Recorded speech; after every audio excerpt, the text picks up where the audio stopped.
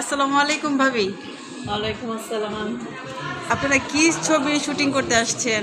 আমরা আসলে ছবি না, আমরা একটা সিরিয়াল নাটক করতে আসছি। সেটা হলো খুব ফেমাস এবং বেদের মেজেস ও, এটা কি ইউটিউবে চলবে নাকি? ইউটিউবেই ও মূলত। আচ্ছা আচ্ছা। আপনার চরিত্র কি? আমি এখানে রানীর ক্যারেক্টার, হিরো হচ্ছে শাহজাদা, তার মা। ও, আচ্ছা, অসংখ্য ধন্যবাদ। আপনার আসসালামু আলাইকুম ওয়ালাইকুম আসসালাম। ভাই, আপনি এই বেদের মেয়ে জ্যোৎস্নার মধ্যে কি ক্যারেক্টার করতেছেন?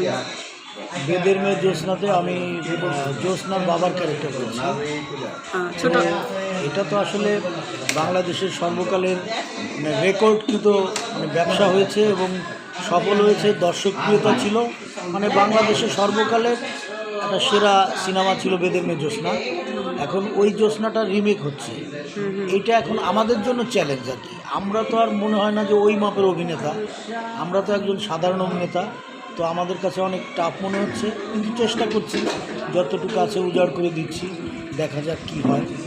টিম অনেক ভালো হচ্ছে। আমাদের ডিরেক্টর শফিক সাগর, সে অনেক পরিশ্রম করে কাজ করছে। এখানে প্রযোজক আছে রিপন ভাই, ইনি উজাড় করে দিচ্ছেন। তারপরে আমাদের যারা সিনিয়র আর্টিস্টরা আছেন, গুলজার ভাই আছেন, রেবেকা আপা আছেন, মোটামুটি আমাদের